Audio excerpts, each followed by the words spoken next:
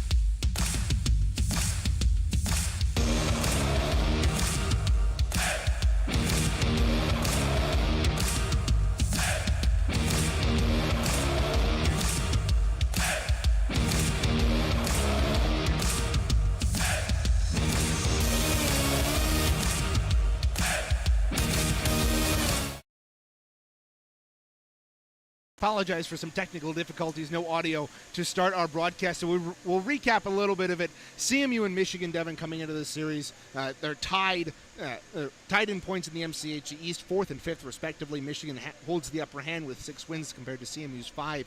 But this is a series that has been dominated by Michigan, especially in the last 10 games, where they have 9 of those games. No doubt. The last time CMU beat the Wolverines was back here in Canton 2 years ago. Brennan Martin, now head coach, was the overtime hero in that. But these two teams have had a lot of close games. I think about the 2021 national tournament where CMU and Michigan were tied at 3 apiece. Down the stretch late in the third, Michigan would pull ahead, go on to the national semifinal, win 5-3 in that game. But these two teams have that history and very close in the rankings. You know, Michigan 13 right now, coming off 2 losses to the team CMU just upset a couple weeks ago in number 12 Oakland. So there's a lot on the line. Seeding implications, national tournament for Michigan. It's going to be a good one, and it's usually a good time here in Canton. Yeah, as Devin mentions, the last 2 games here at Canton have gone into overtime. CMU got the overtime win with Brennan Martin's OT winner 2 years ago, and then these two teams battled to a close-fought tie last year before Michigan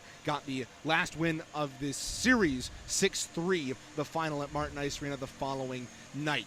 Taking a look at these the impact players tonight, Devin, Andrew Porzondik and Brendan Clements for CMU. Porzondik has just put the C on his jersey tonight. Yeah, well, with Christopher Martin was de facto captain, but he's out for the rest of the year. Not going, you have to assign somebody, right? And why not? And Andrew Porzondik's final weekend in the regular season as a Chippewa, you know, he's been through this team through all of the national tournament success, the playoff success. It's only fitting he gets to wear the C, but more importantly, he has to score. He was one of CMU's best last year against Michigan. He's part of the reason they got the 3-3 tie with a late goal in the second to get things nearly evened up. So he's going to be impactful to watch for that reason. Leading scorer from last year. And on the other side of things, you look at Brandon Clements on that blue line, one of our other impact players. For him, he's the only defenseman on this lineup tonight that has played Michigan, dating back to last year. The last 5 defensemen have not even seen this team in person, the likes of Lucas Hutton, Spencer Messina, Will Rapoon. So Clements is going to have that back end support, put out some of those fires against a very good system Michigan team, and not looking for him to score points tonight. He's got to be reliable defensively. Yeah, and taking a look at the other side of the ice, you got Tommy Shea, their leading scorer, along with Connor Chi, who had a big impact in last year's game. Big time. Connor Chi was big in game number 2 when they pulled ahead for a 6-3 win back at Martin Ice Arena. And Tommy Shea has always been dynamic. He was very crucial in their national tournament run to their first title, national championship. And for both those players, it's a very good system. I talked about the depth of this team. Those two lead the way. They're the puck carriers, the distributors, where you're going to hear Tommy Shea's name a lot tonight. And Connor Chi has had success ever since he stepped in as a freshman last year. So both those players are ones to watch out for, as well as CMU's Porzanik and Clements. Indeed. So those are your impact players: Andrew Porzanik, Brennan Clements, Tommy Shea, and Connor Chi. And your keys to the game, Devin. Last weekend, CMU got the split against Northwood. They're looking to rebound from that 3-1 loss. How do you think they do it tonight? Well, it's got to happen defensively, right? This team struggled on the power play, special teams last week. They were perfect, 0 for 4, not allowing a single penalty kill to go in against the likes of Illinois State, Oakland, and Northwood, but they let up those 2 power play goals late. It's what killed them in that game to a 3-1 loss. They have to be stout defensively tonight. They have to cause turnovers against a Michigan team that's going to look to be aggressive tonight, has the quote-unquote skill advantage, and they're going to want to get up on them early. My second key is Woolery has to be great tonight. He's making his 5th straight start tonight, coming off that loss, but he's faced 30-plus shots in each of his last 5 games, and he's made more than 30 saves in each of those games. So for Caleb Woolery, this young netminder who's been terrific, he's going to have to be once again tonight against one of the best teams in the nation, and they have to keep this game at even strength. We mentioned penalty kill. You can't let up a power play goal to this team. It's one of Michigan's strengths. It's one of the reasons why they get so hot late. You have to keep this back on the 5-on-5. That's where CMU's best. That's where they can keep up with the flow and the speed through the neutral zone. I expect them to keep it that way, but as we know, Central has struggled to stay out of the penalty box all this year. And they'll hope to do that tonight against a team that has had their number. But the one time they haven't had their number the last 2 years was courtesy of Brennan Martin, that now head coach for Central Michigan. And Devin sat down in the coach's show to talk with Brennan about the history behind this rivalry. And it certainly is a rivalry, though it has been one-sided lately. We'll step aside and we'll come back with the coach's show here on CCHN.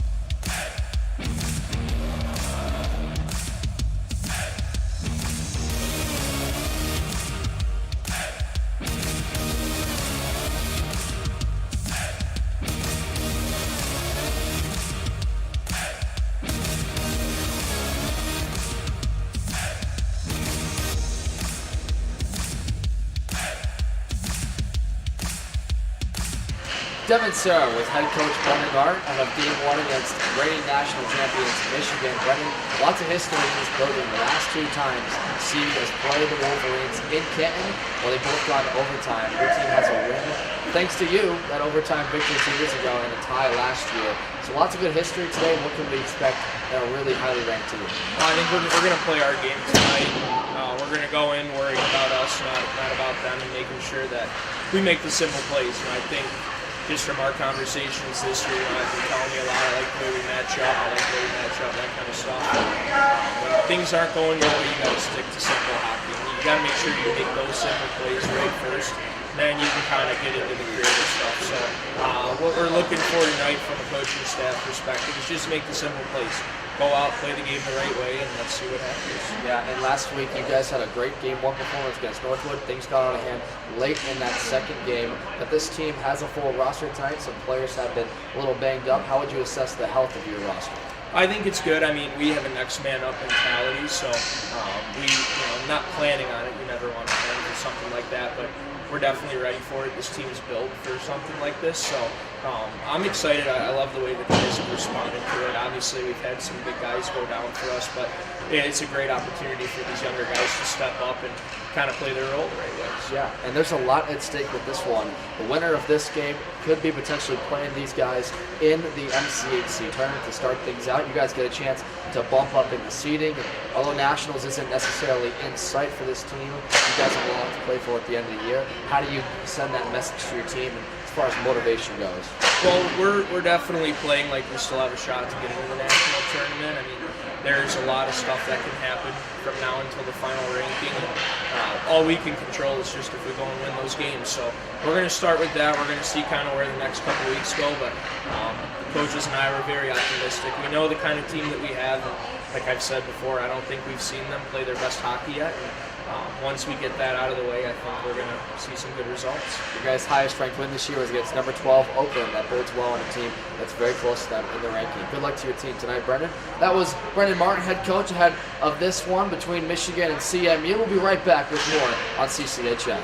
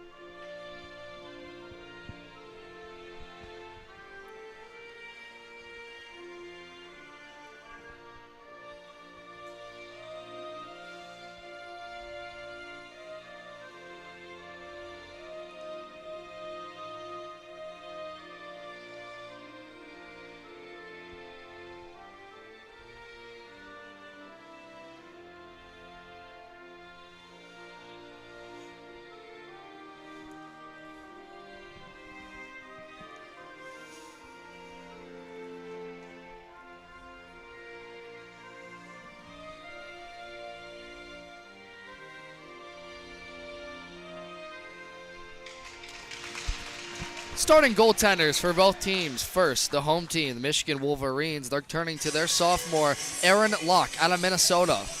Through this year, he has played in 15 games, or 18, 12 wins, 5 losses, 1 overtime win to his name, a 2.97 goals against average, and a .9110 save percentage. For your Central Michigan Chippewas, they'll turn once again to the freshman Caleb Woolery, 14 games this year, 7 wins, 5 losses, 1 overtime, 1 shutout this year, a 3.47 goals against average, and a .899 save percentage. Reagan. Thank you, Devin. Starting lineups for the Michigan Wolverines, they go with William McGraw and Dylan Shelton on the defense, while Andrew Vise, Luke Anderson, and William Rathmanner are their starting forwards. CMU goes with Jace Johnson, Lucas Hutton, Brendan Clements, Brennan Schultz, and Connor Morgan. They're starting 5, 20 minutes on the clock. This building has seen 2 consecutive overtime games between these two clubs. Will it be 3? That remains to be seen as the puck is dropped and we're underway. Jace Johnson quickly takes it and dumps it in while Shelton has to go retrieve his glove as it came off in the hit. Michigan able to clear the zone, but they turn it over. CMU rifles it right back in. The opening moments here from Arctic Edge of Canton. Reagan Cleaves and Devin Sarah on the call. Here in Canton, Michigan moving left to right here in the maize uniforms. This will go down the ice. Anderson tipped it, but he was behind the red line, so icing will be the call against the Wolverines. Yeah, Reagan talked about the history of these teams. Last year, a 3-3 tie, and then on this ice, and then CMU fell 6-3 against Michigan. That game was crucial because at the time, CMU was the 17 ranked spot, 1 out of the top 16. They go to nationals. We thought with that loss they wouldn't have a chance at getting in, but they ended up squeaking in at 16 after Creighton couldn't make the tournament. A very fortunate turn of events for Central Michigan last year as they defend the goal to our right, moving right to left in the all-maroon uniforms. Haven't seen the Color Rushers too much this season, but they break out the maroon buckets for the road game here this evening. This is poked ahead by Robertson. He'll go in and chase after it with Bradley Schessel. It's picked up by DeVries. Spin around shot off the side of the net by Andrew Porzanik, who's wearing the C on his chest for the first time this season. May or may not have been sewn overnight. It's definitely got a different color tone to it. A little peachy yellow. I will say, I do think the captaincy patches are a new addition to these uniforms. Haven't seen them a lot all season. Yeah. I think they were added ahead of this contest. Play down in the Michigan end. Connor Beamish, who had a couple of goals in that ISU series. He's unable to clear the puck, and it'll be taken out here by Connor Place. We'll just dump it in past Spencer Messina, who scored his first goal as a D3 Chippewa in the game against Northwood at home last weekend. It's turned over, though. It'll be taken by Sullivan in the corner. Connor Beamish able to rub his man off the puck. Welsh's shot from the point was blocked, but it's quickly turned over and dumped back in by Owen DeVries. Isaac Hopp trying to move this out. Boy, he's been a lot better in the second half. You've gotten to see him a lot more. And Hopp's just another one of those rookies who's done a really good job this second half of the semester. Now look out, a dangerous opportunity there for Evan Poppy as he got hauled down and bumped into Wolverine. That comes off. It's Mornings. We'll have a stoppage of play with 17:39 to go. Yeah, only 2 assists on the year for Isaac Hopp, the freshman out of Gaylord. But he hasn't seen a lot of action. Only 12 games this year. And he has been, we like to use the word snake bit. We used that for Jace Johnson earlier this year before he got his first career goal. Well, Hopp has been even worse. He's rang the iron, I think, 3 out of the last 4 games. And for as speedy as he is, he's due for one. Yeah, and Hopp's used to scoring in his 4 seasons with Gaylord High School. He had 28 goals, 35 assists. This will go for icing against the Chippewas. Yeah, and speaking of freshmen, on the other side, you said Gavin Popeye out of Oxford, Michigan. He had a lot of points in high school, 16 goals, 10 assists for North Oakland Eagles. So, 2 teams that have a lot of good veteran presence, especially sophomores and juniors. But Michigan, surprisingly, is a younger team, and that was one of the keys to their national championship run, was the surprising thing, how young they were. Vasilovich got taken down to the point. Chippewa fans are wanting a penalty. Don't look like they're going to get one, but Michigan has to regroup at center ice. They play it up the wall. Brendan Clement's back there to play it. And talk about that national championship run. We'll get to that in a second as Shea's down the wing. Taken into the corner. Puck comes free. A shot from a sharp angle there by Evans. Skitters wide. Kept in at the point there by McGraw. Michigan started 5 of their seniors, all 5 of them, here in this one. There's a shot by Popeye and a good save by Caleb Wolverine. But you talk about the national tournament run, Devin. They're missing one of the biggest pieces in Anthony Remick. The freshman from last season is not their netminder this season. He hasn't even been on the roster. No, and that's super surprising considering Michigan needed him big time down the stretch last year. This is a quick shot from the top of the right circle. And Aaron Locke, no discredit to his name, he's been solid for them this year. But Remick was the MVP of that tournament for good reason. So you have to wonder, as Michigan prepares for potentially another natty run, can they withstand that kind of pressure that teams have put on them? Oakland scored 6 and 5 goals last week against this team, en route to sweeping Michigan. That's a big win for the number 12 Oakland Golden Grizzlies. That sure to move them up a couple of spots. Icing waved off as here as Schultz was able to beat out Dylan Shelton to the dot. 8-on-8. There as they went into the corner. Schultz the one able to keep this puck in as Chippewas have to regroup as Michigan holds. Stretch pass ahead. She is able to tip that in. Robertson goes into the corner. There with Poppy. But Poppy lost his footing. Bouncing puck controlled at the line. Shoveled on ahead for Schultz. He's got Morgan and Johnson in a 3-on-2. Morgan on the side, a shot and a good save there by Locke, who flashes the leather for his first save of the night. 3:59 in. Yeah, well, interesting look for CMU's second line. You got to spring out 3-on-2 after you take away the strong side from Michigan. And this one, Morgan elects to shoot on net. He has Schultz streaking across the center lane, but likes to take his own first good test for Locke of this game, I think. And one thing you're going to notice all night is these two teams play a very similar style, a 2-1-2 formation up and down the forecheck. And what that really bodes is a lot of potential 3-on-2 chances. Campbell out in front. His shot was denied by Locke with the right pad. Porzondik, the captain, behind the net. Feeds it up top for Bowerson, but it hopped over his stick, and he's going to have to retreat back into his own end. Oh, man, that's a tough break, Reagan. That's the first time you have a chance of establishing that forecheck against Michigan, which is so important early in this hockey game. And then as soon as you clear it out, you give it right back, and the Wolverines dump it in. So, unfortunate turn of events for the Chippewas, but they look to regroup here. 15:23 to go in the opening period. Porzondik across the line, centers it out in front, took a hop off of Nadu's skate, and it'll be fed ahead to Muhammad. Muhammad down the right wing, bottom of the circle, a shot good save by Woolery, and he'll pounce on the rebound, but Messina, trying to give it to his netminder, put it past him. So play stays alive. And a good job by Bowerson pinching down on him, Reagan, to take away that angle and force a tough shot. DeVries, his shot was blocked at the point of release, and Nadu was able to get it out, but turned it right over to Connor Place, who retreats. DeVries dumps it in wide of goal as Michigan, who's had a strong first 5 minutes, gets a line change. Bottles tips this in. Michigan trying to get out. It'll be played across the way by Casey. Devesh Casey out of Detroit Catholic Central will dump this in. Lucas Hutton back there to play it. We'll rim it around the board. Shelton kept it in right point. Long shot through traffic. Blocked in front. It's up in the air in the slot. It eventually falls down to the ice, and they battle away for it before Hop is able to clear it. 14:10 to go. Michigan will wrap this in. They overskated it, and Hop will take it and throw it into the Michigan end before getting labeled into the boards. Good to see him get up. That's a big hit laid by Devesh KC out of Walled Lake, Michigan. Detroit Catholic Central.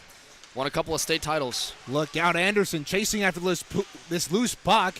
Swatted at it and missed it, and he'll have to go to the corner where he turns it over.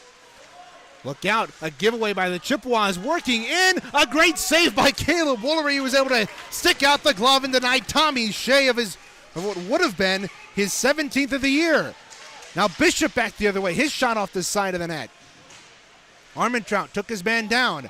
Chippewas causing a turnover. Vasiljevic, his shot goes wide left. Bouncing puck in the Wolverine end. It'll eventually be collected by Evans. Just under 7 minutes gone in the opening period. CMU and Michigan, the first of 2 games this weekend between the 4th and the 5th seeds in the MCHC East. This will go for icing against the Wolverines. Well, already first 8 minutes of this game, Reagan, you see a couple of defensive breakdowns on both sides. CMU has a couple of odd man chances the other way because Michigan's forecheck has been an aggressive tone, and boy, they've connected. Michigan has on a lot of stretch passes the other way. Well, Howard had a great look down the right wing, but if it wasn't for Kyle Bowerson pinching down, this might be a 1-0 game. Yeah, a couple of tough chances there for the CMU defense to give up, but their netminder, Caleb Woolery, has been standing tall, made a couple of good saves, including robbing Tommy Shea a couple of moments ago. Will Rappoon pinches down. He's unable to keep the puck in, though, and Connor Morgan will have to play back at his own end. Dumps it on ahead. Schultz tips it into the offensive end. Jace Johnson overskated it. And the loose puck is batted right back out to neutral ice. There's Gavin Poppy. Across the line. Dropped it back for Evans. His shot skittered wide. Morgan across the way. Sidesteps a check, and it'll be taken by Johnson. Jace Johnson marches up right wing, works around a man, and he can't get the puck onto the backhand. And a good opportunity for the Chippewas. Goes by the wayside. Rappoon, left point, shot was blocked off the skate of McGraw, and the Wolverines will just clear this into the netting. The stoppage of play with under 8 minutes gone.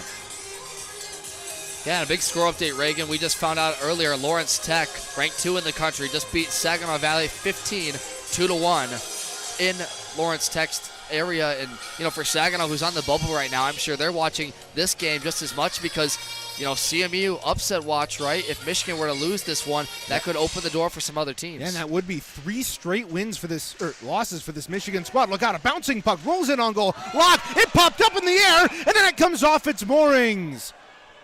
Oh, my. What a crash. Let's see if we can get a replay on that. That was a wild scramble play from the left side of the net. Crashed hard inside. And the net I think if that wasn't for Nadu coming back on the weak side, that would have been a sure stuff in home. And the net never, the puck never crossed the goal line even before. There, we got a good look at it. Cycle up from the point. Messina wants to send this on net. Yeah, it gets redirected. And trying to bang it on the short side was Porzondik. And Owen Campbell comes in there late, too. Just an unfortunate play as Michigan pinched down, trying to not allow the back door to be wide open. So, tough bounce for CMU. And they'll compound that with an icing here. Great job by Sam Tubashinsky, our producer tonight, getting that ready. And a great job by you finally getting his name right. I know, right? It took me like 3 weeks to figure it out, but we did slowly but surely. And Sam's been a great addition to this team. Certainly along with has Trevor been. Weyers, our camera personnel tonight, doing a great job. And a good crew behind us here tonight. Reagan Cleaves and Devin Serra in the booth. Can't do it without them. No, we cannot. Our job is pointless, as we saw right off the bat. No audio. Nobody realizes what we're saying. No kidding. Play down in the Central Michigan end. And that's Reagan's fault, don't worry. It was my fault. That's not Sam's blame at all. Place at the point. Fan on the shot. Campbell stripped him of the puck. He's down left wing in on a breakaway. Campbell working in. Oh, what a good save by Locke. Campbell went behind the netminder between him and the net to try to get to that loose puck. He's able to work it in at the point. He flips it down the wall. It's turned over, though. Speaks across the line, lost the puck. Connor Beamish up left wing with Bottles. Charging, a shot turned aside by Locke. Up on the half wall. Michigan now is able to move out here. They'll gain the red line and dump it in. Woolery will touch it to the corner. Hop sidesteps a check, kicks it free to Clements. 9.5 gone. Period 1. CMU and the reigning national champions Michigan deadlocked at 0. Battle for it along the half wall across the way. It's kicked free to Clements. He'll play it off the wall. The near side for Hutton, who will clear it out. Shelton will take it and neutralize and just dump it right back in. A lot of dump and chase for both these two teams to start this hockey game. Threat ahead. Bishop slammed to the boards, lost the puck, and Michigan will pick it up. Schessel weaving behind his own net. rimmed it around the boards, and Casey will play it out. Turned it over, though, dumped right back in by Robertson as we're halfway through this opening period. Bishop at the half wall. His shot goes off the stick of Schessel and up and out of play.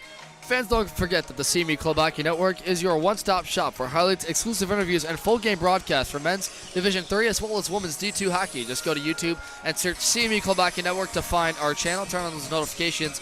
Don't miss our final 2 weeks of this season as CMU gets ready in this final regular season matchup for next week in the MCHC tournament. Reagan and I will have that for you from the Crystal Fieldhouse in Flint, Michigan. For whoever CMU plays in that first round, CCHN, you're home for Chippewa hockey. But, hey, Reagan, we could be looking at 3 straight games against Michigan. We could be. These two teams, 4th and 5th, Michigan and Central Michigan, respectively, in the East Division. Look out, a turnover at the line. It's fed ahead. Here's Sullivan down the right wing on the backhand. Fed it out in front, but no Wolverines were home as they were all crashing the far side of the net. Now Morgan's back in a 2-on-2. Fed it through the defense, right in on Locke, who played it to a defenseman. It's clear to the corner. Rapoon from the half wall, his shot wide. And DeVries has it across the way. Morgan trying to chase it down into the corner, helped out by Jace Johnson. Michigan has it. Backed up the wall by Sullivan. This will go all the way down the ice. Icing waved off. Robertson trying to work the angle. Took the body instead. It's picked up by Muhammad behind the net. Muhammad. Pass deflected to the corner to Vries. Place, right point. Shot through traffic. Deflected by Robertson behind the net. Muhammad, left corner. Puts it down behind for Sullivan. Sullivan working it up top. Near side place. Top of the right circle, a shot saved by Woolery. Rebound is cleared. This will go down the ice. The signal for icing and the whistle with 8:27 to go in the first. As we get going with this game now, both these teams are kind of settling into their systems. Head coach for Michigan, Callum Stripling, named MCHC Coach of the Year last year, along with ACHA Coach of the Year on route to their natty run. And assistant coaches Greg Pine, Nick Gowell, Alex Truba, former player Logan Garr. A lot of good staff supporting this Michigan squad that, as far as just MCHC prominence goes, Michigan is one of now 13 straight national championship teams for the MCHC, Reagan. It's been basically a decade over of dominance from this conference. And not only are the Michigan Wolverines trying to get back to the national championship and repeat as champions, they're also looking to get back to their 3rd straight national championship game. Yeah. They lost to Hope in St. Louis 2 years ago, and they're trying to return there this year. In the national tournament running early on in March in St. Louis, the Centene Community Ice Center. Last time we were there, it was Michigan and Hope in the final. Place. Working out of his own end. Tournament CMU fans want to forget, at least the way it ended. Yeah, the 2-1 loss to Hope in overtime of the pool play. You needed some help to get out, and a win would have done it, but unfortunately the Chippewas would lose to the Dutchman, who would go on to win the national tournament for the 2nd consecutive year. This is deflected into the offensive end. Campbell runs his man into the boards and Dylan Shelton before it's picked up off the wall by Bradley Schessel. To the near side for Speaks. Across the line, dropped it back for G. He's got some space. A shot, what a save! There by Caleb Woolery. Reached out with the glove and snagged it. Speaks at the top right corner, labeled. Yeah, this puck has been owned by Michigan the last 5 minutes. They get a good rush up and down out of their own end, and they kick it right wing. Great pass on to Connor Chi, one of our players to watch tonight. And that's a wicked shot, but an even better save by Woolery, who has been great. Needed to be once again with the glove. Chippewas win the defensive zone draw and move it out to the neutral zone. Bottles got tangled up there with his opposite number, Chi. Loose puck dumped in by CMU. Just under 7 minutes to go in period 1. Nathan Bottles lost an edge going for the puck. Turned it over, and Michigan's able to get it out. Beamish finds Bowerson. Through center ice. It's a long shot, go off the right pad of Locke. Bottles puts it down into the corner. Schessel lost it momentarily, and they go to work in the corner. Beamish pulls it free. Shot blockered away by the netminder out of St. Michael, Minnesota. It's Pulled free by the Wolverines. Speaks up left wing. He's got 3 goals on the season. Lost the puck, and Hutton will turn and clear it out for CMU. One thing to note, CMU's done a good job not allowing a penalty so far in this game. We're 14 minutes in, but hey, knock on wood, I guess. We saw last week the penalties hurt CMU, but up in the 4 games prior to that, in their 5-game winning streak, they were pretty darn good on that penalty kill. Yeah. They were perfect up until last week. They allowed those 2 down the stretch, 5-on-3 and 5-on-4. There's a penalty coming up.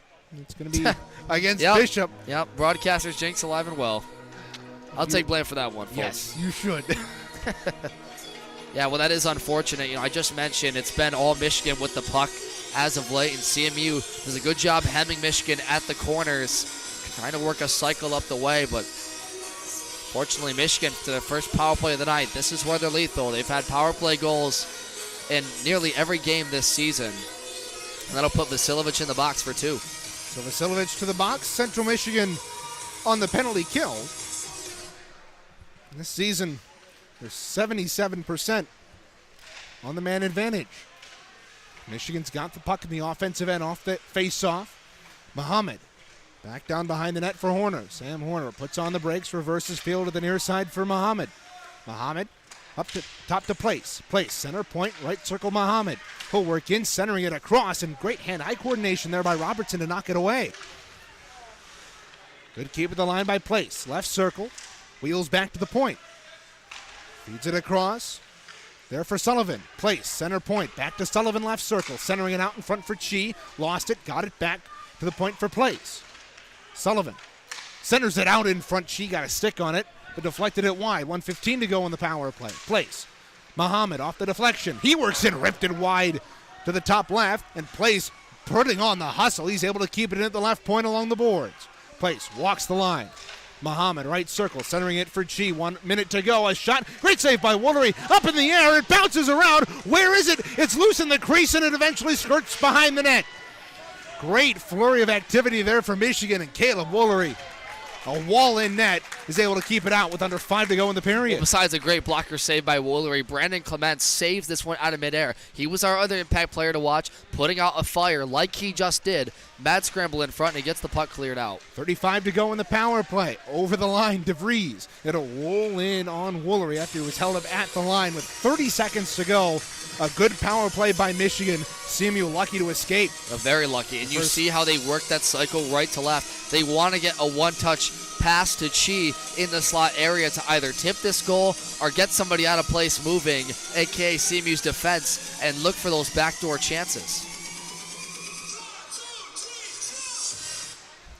Defensive zone draw, won by CMU. They'll rim it around the boards, but again, DeVries able to hold that line.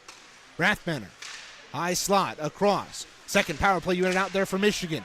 DeVries out in front, and it was sent just wide there by Schessel. Behind the net. Back to the half wall, Shea. Up top for Rathbanner. Shea, left circle, the captain, working in a shot. He ripped it high. Rathbanner again keeps it in. 5 seconds to go in the power play. Shea across the way. His pass to the point deflected off the skate of Jay Nadeau, and the Chippewas have killed off the first penalty of the night. Much needed kill. And with how chaotic that was, it got dangerous for a long time there. And another penalty coming up to CMU. Yeah. Campbell took down Shea.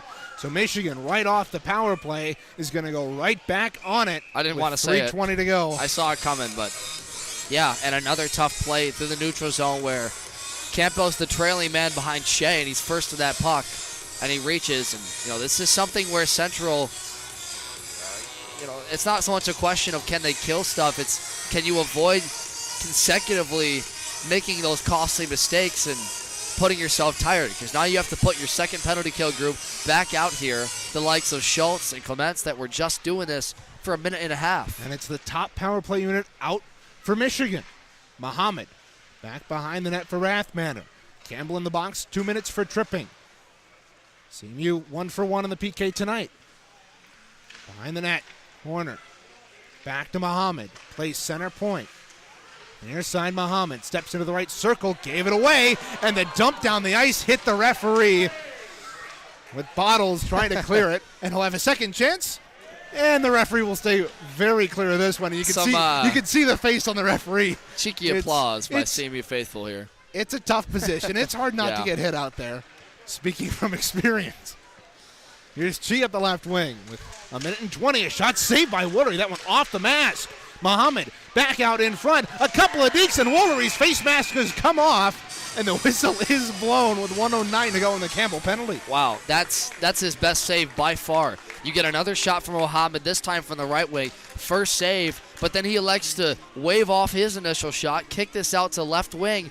And if Woolery moves right here, that's what he's trying to do there. Stop on a dive and get Woolery to move, and he doesn't. He stays stationary, stays up front, close to the puck, and that's what elects that save. And that's just a mark of a confident goaltender, Reagan. Not to pump his tires more, but that's incredible. The freshman has played well, and another example of how good he's been. It's that save right there. And you can tell his mask kind of came loose on the initial shot from the point. He kind of tried to shake it loose, tried to keep it on, and then on the second opportunity, his momentum took the mask off. 1:04 to go in the Campbell penalty. Michigan back on the attack, but they turn it over right as they cross the line. Good persistence, though, as they get the puck right back. Speaks behind the net. Shea right back to Speaks. Speaks trying to work past Bowerson. The Chippewa freshman's able to clear it off of a couple of high sticks. What a bouncing play by Morgan there, Reagan. That was baseball style. Just knocked that baby out of midair. Whew. Right to the bench. Certainly helps the Chippewas there. 30 seconds to go in the Campbell penalty, 1:47 to go in the period. Puck bouncing at neutral ice after a good defensive play. The Wolverines turned it over. Nadeau, though, can't get it further than the red line. DeVries picks it up. The product of Rockford High School speeds it across. There to Shea. Shea puts it down behind the net for DeVries. Right back to Shea at the half wall. DeVries to Speaks behind the net with 6 to go on the power play. This top unit has been out there the entire power play for Michigan. They turn it over and send it down the ice. It's going to go just wide of goal. Campbell's going to get to it first. A slap shot saved by Locke, and the rebound is in the corner where Rathmanner handles it and dumps it down the ice. And great heads up to allow his team not only that, but time to change as that negated the icing. 1 minute to go in the period. Stay with us for the intermission report. Devin Sarah will have the recap of this first period. And also take a look at the top 10 scores in the ACHA. Evans down the wall. Taken to the boards there by Rapoon. Evans walks up the wall. Intended there for Anderson. It goes by him. It's behind the net for Poppy. He lost a handle on it. Robertson up the wall for Campbell. Backs it on ahead to Nathan Bottles. Up right wing and a 2-on-2. Bottles speeds to the outside. Protects the puck to the front of the net. Great save by Locke. And he's able to clear the puck up to the point. A shot by Rapoon with Beamish right on the doorstep, and the glove save made by the Michigan netminder. Yeah, what a speedy play. Right wing chance. You got a good break out of your zone. And then if Connor Beamish backs up maybe a foot or two, Reagan, he's ready for that tip off the blocker of Locke. And, I mean, Nathan Bottles, who, look, I said it a couple weeks ago. He was scratched in one of those games against Grand Valley State, was not happy about it. And since then, he's kind of found a new fire to his game late in this season, I thought. 20 seconds to go in the period. Bottles in the corner. Backs it around the boards. Hop after it.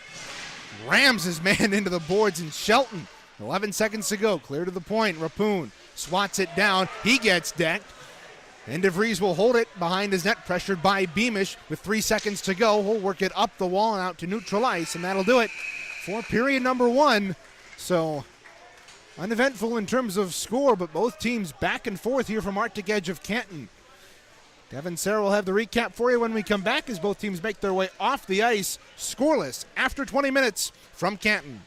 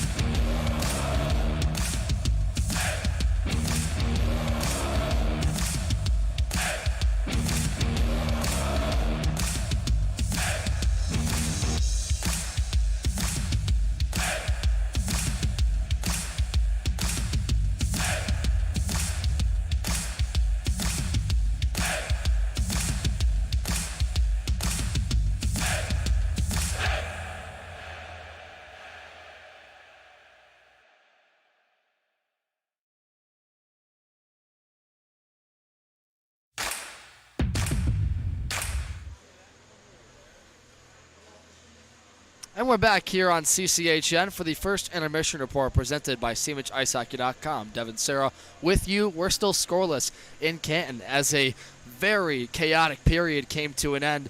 Michigan had 2 power play chances on back-to-back tripping penalties by the Chippewas. Started first by Luke Vasilovich with 7 minutes left, followed up by Owen Campbell, and 2 great penalty kills with some miraculous goaltending by Caleb Woolery, the freshman, making his 5th straight start. Has been good for them. The defensive work has been okay, but Central has been the non-beneficiary of a lot of puck battles, particularly in their own zone. Michigan has been hemming them on the cycle, running that 2-1-2 system that is very similar to the style of play CMU has, but on the back end, they're taking a lot of pressure on their goaltender. So Michigan right now has the control of the play, but Central early in that period sprung a lot of odd man rushes. Michigan was trying to play the strong side of the puck, a lot of forwards to one side of the ice, and it was allowing Central to get numbers the other way when one of their men would pick it off, get some 3-on-2s. Connor Morgan had some good shots that period. Andrew Porzondik. Owen Campbell had a great chance of his own straight out of the penalty box, but could not capitalize as Aaron Locke made himself a number of saves. So that's where we sit scoreless. No shots update for you, but we'll have that as the period resumes. As for our ACHA Top 10 leaderboard, a lot of things happening around the league today. Grand Valley State, number 1 in the country, visits their MC8C West foes, Ferris State. That's from 9:30 p.m.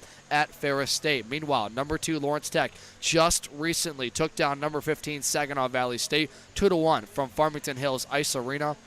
The Blue Devils have not lost a game since the early part of the season back in October, so they're riding a wave of momentum heading into Nationals and this MCHC playoff. 2-1 Lawrence Tech takes down SVSU. Florida Gulf Coast is done for the season at the number 3 spot, but they're coming off some big wins against Oakland University and Michigan to end the year. Notably, they lost a series to Miami, Ohio. Let's see what that does with the rankings coming up in the final standings next week. Dartmouth versus Harvard at tomorrow at 7:40 p.m. Dartmouth right now has been the surprise team out of the NECA Colonial Conference, but they've been making a run and a lot of great wins. They have the most 5+ goal wins, which matter for the rankings of any team this year. Hope College hosts number 9 Michigan State. We don't have a score update for you on that one, but last we checked, it was 1-1 halfway through the first period. Colby College visits Bates College at 6 p.m. Air Force visiting Colorado Mesa, the Air Force team that's been so good at nationals many years, one of the best independent teams in the country. Missouri takes on Nebraska Omaha in the first round of the Matcha playoffs. That's for 8 p.m. Central Time. Michigan State, number 9, visits Hope, and Arkansas had a 3-2 overtime victory over number 20 Dordt, ending any chance of Dordt making the national tournament this year in St. Louis. So Arkansas moving on. They're one of the teams to watch this year at number 10. They've been snakebit in the national tournament, lost to this Michigan team in their pool play, and what knocked them out. Some Chippewa scoreboards to update you on as we wrap up the first intermission report. Women's basketball plays Louisiana Saturday in the MAC Sun Belt Challenge. You can watch that on ESPN Plus with Adam Jackson and Matt DeVries. And men's basketball will take on Old Dominion for the other MAC and Sun Belt Challenge on the men's side. Men's basketball has been really hot as of late, number 2 in the MAC, but they just came off a tough loss to Akron the other night. That's going to do it for our first intermission report. Central and Michigan, this longtime rivalry, deadlocked at 0. Who's going to break the ice first? We'll find out next, coming up here on CCHN. Don't go anywhere.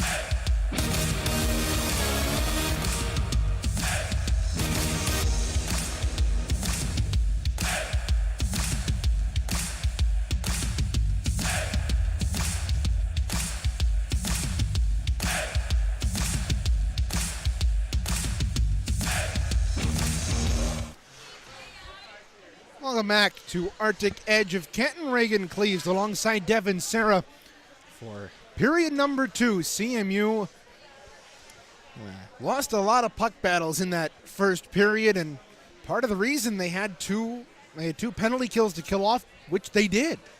Yeah, and those were massive for CMU to just keep this somewhat above water. I mean, we talked about Caleb Woolery, the freshman, stepping in the last 5 games and playing his best hockey, and that's what Brendan Martin has wanted to get him ready, head coach Brendan Martin for CMU, to get him ready for this playoff run coming up in the MCHC tournament next week.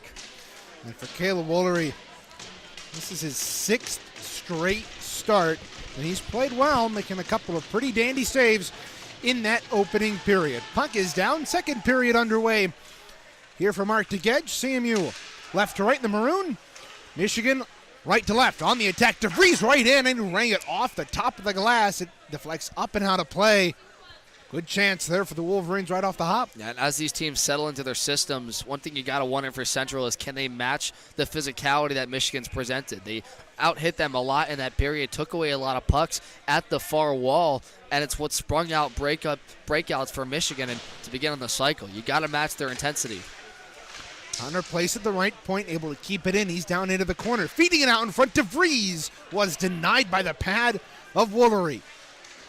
DeVries has had a couple of good opportunities tonight, but forward out of Rockford can't do anything with it. Now he's got the puck in the left wall, down the wall to Muhammad.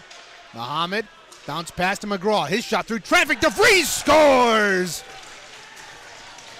Or as I say, he's done nothing all night. He deflects it right in front of Woolery. It's 1-0 Michigan. Yeah, that's a good job. Puck movement by McGraw first. Angling the puck up this near wall, low to high. They get it up to the point where McGraw is ready to release this, and it's an intentional one. They've practiced this. You can tell from that angle, and they get Newton on that near side for the tip-in goal. 1-0 past the blocker Woolery. Not much he can do there.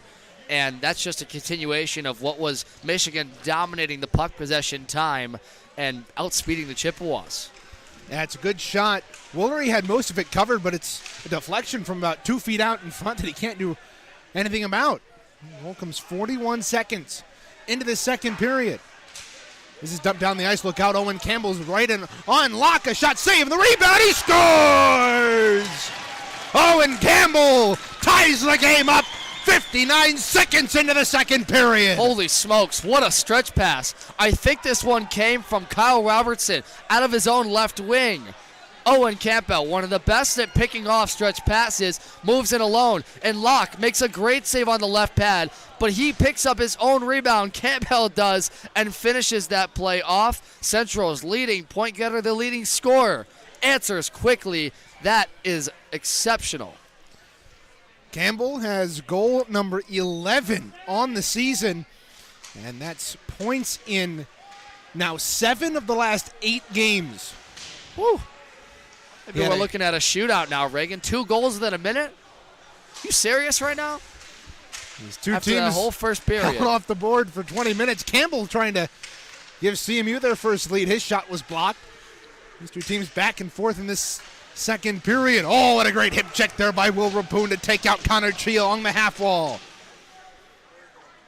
And there it is. Now you get that first goal. This Central team, I think Chippewa fans know more than any they've seen, relies on that first goal so much to get them started. And that's what they need now. Now that's a great hit by Rapoon. Can you keep that intensity for another 20 minutes? Nathan Bottles caused a turnover, but gives it right back to the Wolverines. Zhang up the left wing. Hop got tied up there along the boards of Speaks. It's pulled free here for Shelton. Back to his own blue line. Pass up the wall. Deflected into the zone by Chi. And the Wolverines will change. Just over 2 minutes gone in period 2. 1-1. Both goals coming in the first minute of this period. Now Connor Beamish behind the net. Working the puck up to the point. It's knocked away. And now Spencer Messina hauls his man down. Penalty not called.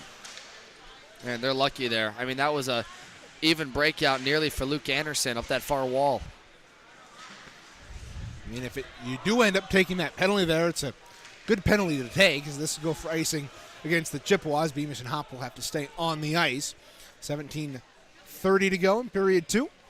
Yeah, and this Brendan Martin coach team, everything they emphasize is those little battles, right? Kind of the grittiness you like to talk about. It's a good buzzword to use, but it's only as much as you can match it to a cycle, which gets involved with Michigan controlling the play.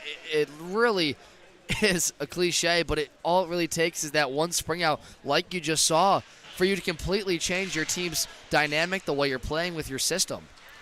Hop has it off the turnover in the defensive end, and he just skies us right into the netting.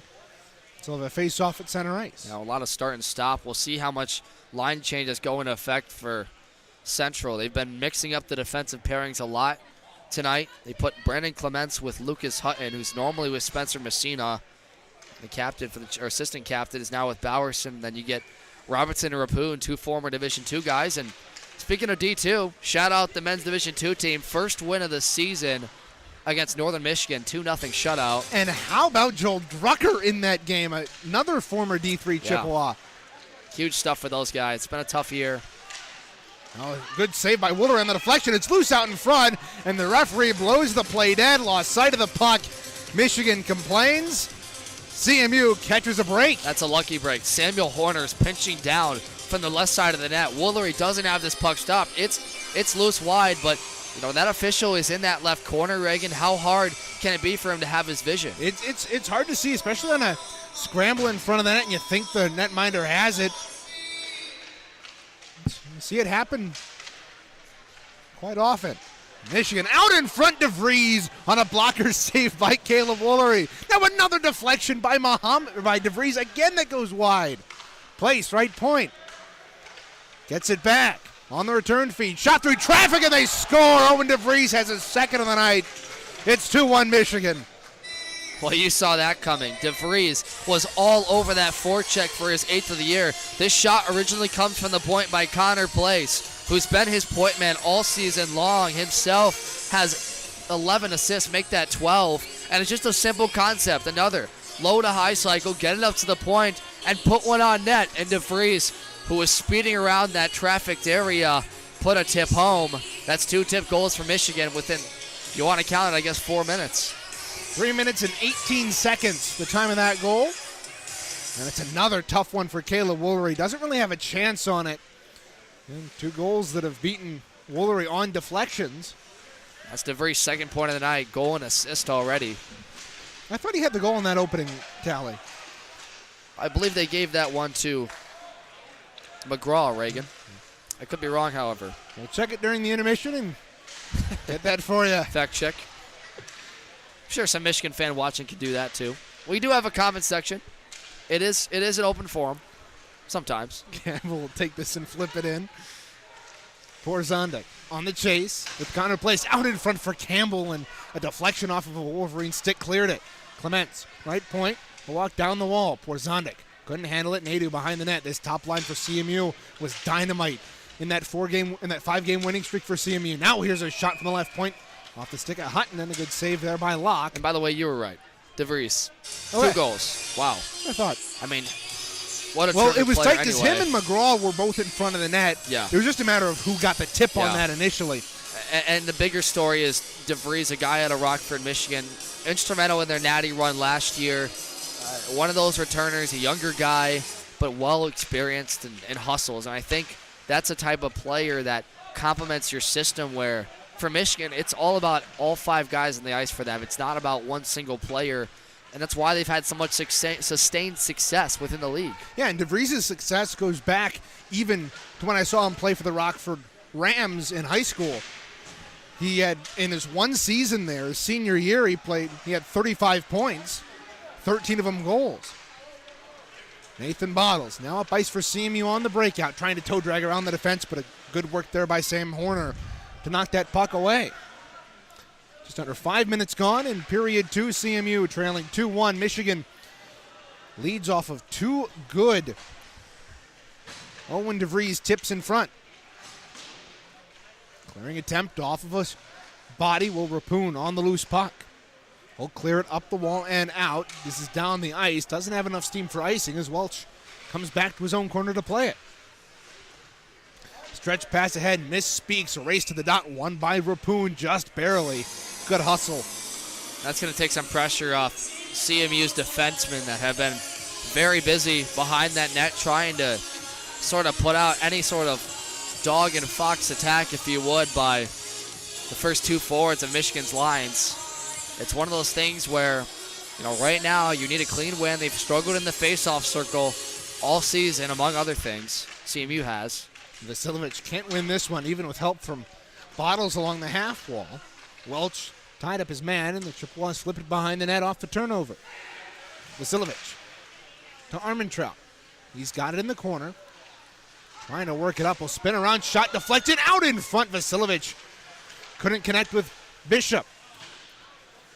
Bowerson holds it up and fire a shot deflected by Shea. Lucky for him, it didn't go in the net. Taken away by Schessel. Trying to get it out. Couldn't get past Armentrout, who flings it down the wall. Too hard for Bishop. A great effort by CMU's fourth line right here. Bishop in great positioning, along with Vasiljevic, to keep the play alive and get the puck deep. Chippewas will regroup in their own end. Just over 6 minutes gone in period 2. 2-1 Michigan leads. This is dumped in. Morgan in a race for it with Welsh. They go to the corner, and the smaller Morgan drills his man into the boards. Now Connor Speaks up left wing. Across the line. On into the corner. G. Spins around. Pressured by Hutton. Up top. Long shot blocked by Jace Johnson. His hustle is able to work it free. It's a 3-on-1 for CMU. Morgan across the line. Back to Schultz, and it was behind him. He couldn't get a good handle on it to feed it back off. Now here's Jace Johnson in the corner. CMU trying to turn some of that momentum in their favor. Johnson down the wall. Schultz after it. Couldn't beat McGraw to the puck. Now Clements, Schultz, and McGraw getting into it in the left wing corner, unnoticed by either official. Now Johnson is lit up by McGraw. They go at it behind the net as Jean works it out. Oh, and Johnson's feeling that. Reagan is clutching his shoulder, going off to the bench. Offside here collision off there. And as much as we've complimented the top line for CMU, the likes of Porzanic, Campbell, Nadu, this second line for Central has worked really hard to create odd man rushes like you just saw there. And Michigan, you can see them being aggressive at their own blue line. That's a disappointing chance there, because all Morgan has to do is have confidence in that return pass from Schultz, and this could be a tie hockey game again. 12:46 to go in period 2. Draw just outside the CMU line. Robertson picks up the puck off the faceoff. He had a bit of a spirited conversation with the linesman before that puck was dropped. Not sure what that was about. Puck is cleared, and the loose puck is picked up here by Will Rapoon. Had his first goal in an E3 Chippewa uniform last Friday. The lone goal in that 3-1 loss against Northwood. Robertson tees it up and fires a shot. Great save by Locke. Able to kick that away with the right pad. Now Porzanic, side of the net. Out in front for Campbell. His shot was blocked. Porzanic in the corner. Reverses it up top for Rapoon. Rapoon back down to Porzanic. Too much steam for him. Place overskated it. And so did Jay Nadu. He went for the body and not the puck. And Michigan, as a result, is able to get it down the ice. But it is going to go for icing here. And Reagan, we're going to have potentially something here between Berglund and Porzanic in front of their bench. They're going to wave it off now, but some chippiness starting to come into play now. We know Central is a team that isn't afraid to get into it with some teams, especially when they're down in a game. Try and stir kind of a shift in the ice. Yeah, and sometimes it helps them, and other times it hurts them. They're able to stay out of the box in that exchange. Robertson kept it in, works in with a shot blocked by Place. He's blocked a couple of shots tonight. Kept it clear in front of his netminder Locke, who made a nifty save there. Rapoon throws it down the wall. It's intercepted. Stretch pass ahead to DeVries. He's got it. Feeding it out in front, and both Muhammad and Sullivan overskated it and passed it off. Hop. Rapoon's pass was too far for him. He's able to battle for it with Place, though, and win it and throw it in. Across the way, it's cleared. Hop backing it out in front, too far for Nathan Bottles, but he will go to the corner to pick it up. Traded places with Hop, and Hop's pass to Bottles was caught up in his skates, and Wolverines pick it up, though. Stretch pass ahead, tipped into the zone by Devesh KC. 9 minutes gone in period 2 here. Kept it at the line, shot deflected. It's loose in the slot, and Vasiljevic will clear it off the wall. And Hop will go off for a change here. Better job by Central, Reagan, the last 4 minutes to block shots and get in front of Woolery, take some pressure off of him. Icing waved off. Good hustle there by the Wolverine forecheck, courtesy of Luke Anderson. Rathmanner kept it at the point. He'll throw it around the boards. Anderson there to pick it up. Crunch to the boards behind the net for KC. Battling for it there with Bowerson. Bowerson took a spill. He was able to forward it to the corner, though. Rathmanner down the wall. Vasilovich, though, intercepted it and played it down the ice. This will go just wide of Locke. Icing will be the call. The broadcast of today's game is a copyrighted presentation of the American Collegiate Hockey Association, the CME Club Hockey Network, and Moore Hall Television. No reproduction, retransmission, or other distribution of the descriptions or accounts of this game may take place without the express written consent of the ACHA, CCHN, and MHTV.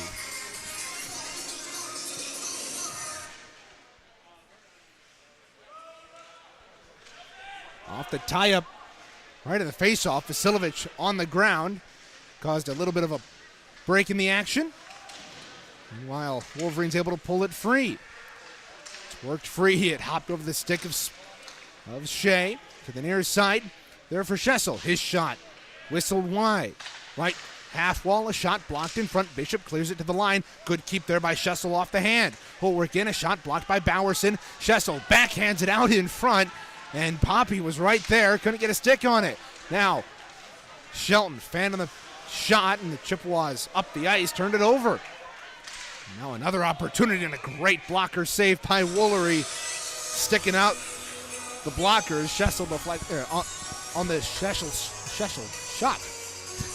Talking about a tongue twister. Yeah, well, no kidding. Well, Central, among words being hard, things just feel kind of difficult for CMU tonight in the last couple minutes. I mean, they had a good chance in their attacking zone with Beamish and Bottles, and they mishandled the puck into themselves. And then you get Bishop at center ice, who has a chance to spring this out, and he can't find it himself. It's just those little mistakes are kind of adding up right now.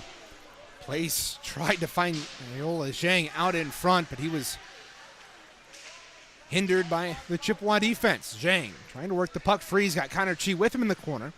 Hutton there on the pressure for CMU. Worked it free to Jace Johnson. Tried to forward it behind the net. Couldn't get to it. Morgan up the wall on second chance is able to flip this down the ice. Schultz will turn on the Jets, but Place will win the race to the dot with 11 minutes gone in period 2. And they are switching the lines up a lot. CMU is now, and you're trying to match what is the top groups for Michigan that have really cycled in and out a ton early on. I think of Iola Zhang, who haven't said his name a lot, but he's been involved in the play, winning face-off battles. And Andrew Speaks, who's been one of their best puck carriers this season. Wolverines again win the offensive zone face-off. CMU has not been able to win many draws defensively here. Clements trying to get it up the wall. Speaks. Caused a little bit of pressure. Zhang able to keep it at the line. Only momentarily. Schultz chips it ahead. Jace Johnson turns on the Jets. Morgan kept it in. Jace Johnson back to Morgan. Sidesteps a man in with a shot. He just put it high. Good opportunity there on the forecheck. Persistent there from CMU. And now it's turned over. William McGraw up left wing. He'll take it and flop it in wide of goal. Woolery put it right onto the stick of Chi, and he put it wide. Clements moving up the left wing. Pass ahead for Schultz. Couldn't connect, and icing the call. And now as these icings start to add up, the frustration level, you can tell, is going up a little bit for Central. That last shot by Connor Morgan is a grade A chance at the left wing circle, and he just roofs it high. And so right now, you need kind of a reset. You need Michigan to kind of give something up, because they're really dictating what's happening right now. The Wolverines are. 8:13 to go in the period. Michigan wins the faceoff, but the puck splits the defense, and Rathmanner will have to go back to play it. CMU, though, does get a change after that icing. Welch to Muhammad. Well, backhanded in. Clements and Hutton back there. Muhammad splits them and wins the puck battle. Campbell along the boards. Sullivan trying to work it free. Campbell had it, lost it. And Clements will take it from behind the net. Cleared to the line, but not out. Kept in by DeVries, who's got both goals tonight for the Wolverines. Stretch pass ahead. Clements couldn't get a hold of it, and the Wolverines will turn up ice on the left side. Sullivan on the forecheck. Michigan keeps it in, shot deflected in the circle, but goes wide of goal. Again, CMU getting beaten to all of these puck battles. Look out, Michigan's gotten in the slot, shot save. Casey, another save by Woolery. It's underneath them, and he'll hold on. Nadu getting into it with Muhammad behind the net.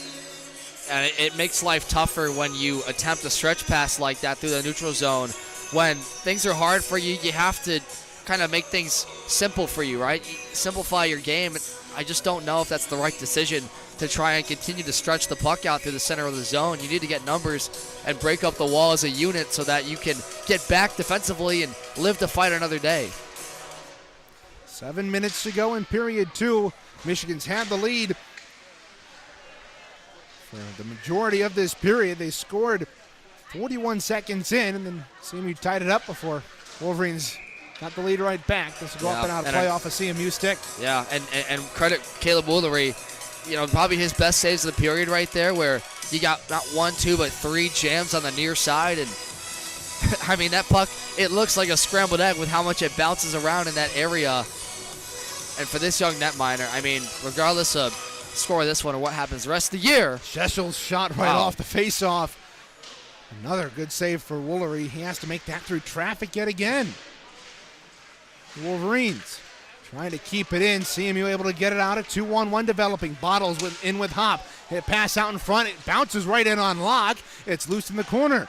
Beamish to the point for Rapoon. Shot deflected. Goes into the corner. Bottles in after it. DeVries poked it free.